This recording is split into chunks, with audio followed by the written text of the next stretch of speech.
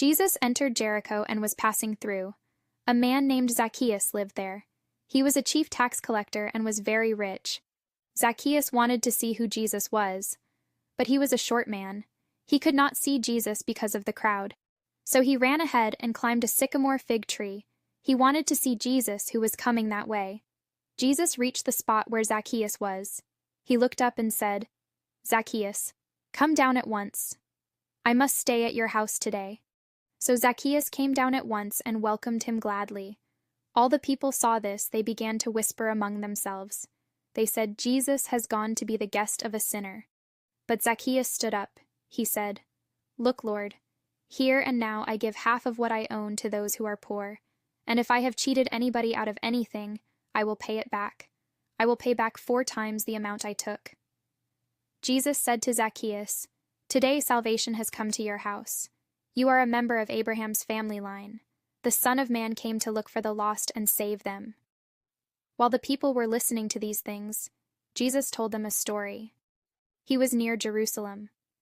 The people thought that God's kingdom was going to appear right away. Jesus said, "A man from an important family went to a country far away. He went there to be made king and then return home. So he sent for 10 of his slaves. He gave them each about 3 months' pay. 'Put this money to work until I come back,' he said.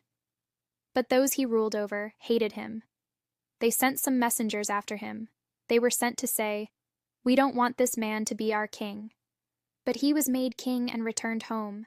Then he sent for the slaves he had given the money to. He wanted to find out what they had earned with it. The first one came to him. He said, 'Sir, your money has earned 10 times as much.' 'You have done well, my good slave,' his master replied. 'You have been faithful in a very small matter, so I will put you in charge of 10 towns.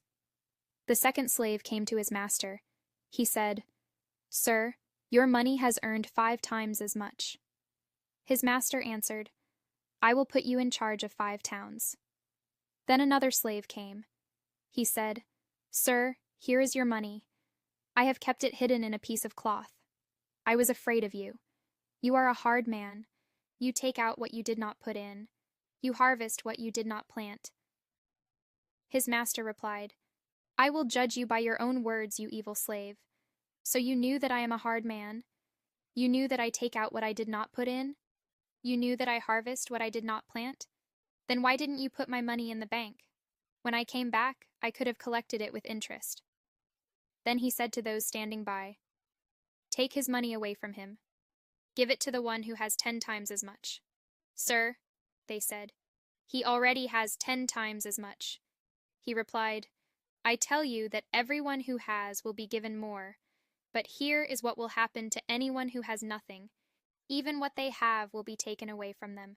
And what about my enemies who did not want me to be king over them? Bring them here. Kill them in front of me.' After Jesus had said this, he went on ahead. He was going up to Jerusalem. He approached Bethphage and Bethany. The hill there was called the Mount of Olives. Jesus sent out 2 of his disciples. He said to them, 'Go to the village ahead of you. As soon as you get there, you will find a donkey's colt tied up. No one has ever ridden it. Untie it and bring it here. Someone may ask you, "Why are you untying it?" If so, say, "The Lord needs it." Those who were sent ahead went and found the young donkey. It was there just as Jesus had told them. They were untying the colt when its owners came. The owners asked them, "Why are you untying the colt?"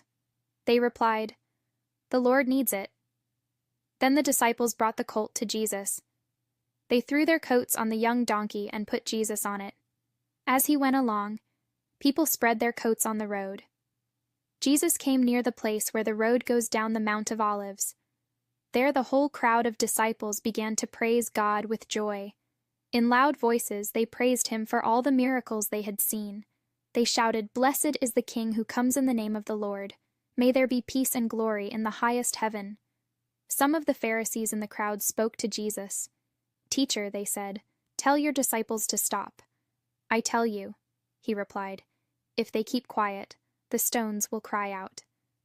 He approached Jerusalem. When he saw the city, he began to weep. He said, "I wish you had known today what would bring you peace. but now it is hidden from your eyes. The days will come when your enemies will arrive. They will build a wall of dirt up against your city. They will surround you and close you in on every side.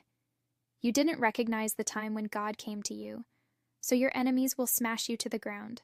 They will destroy you and all the people inside your walls. They will not leave one stone on top of another. Then Jesus entered the temple courtyard. He began to drive out those who were selling there. He told them, "It is written that the Lord said, 'My house will be a house where people can pray.' But you have made it a den for robbers." Every day Jesus was teaching at the temple, but the chief priests and the teachers of the law were trying to kill him. So were the leaders among the people.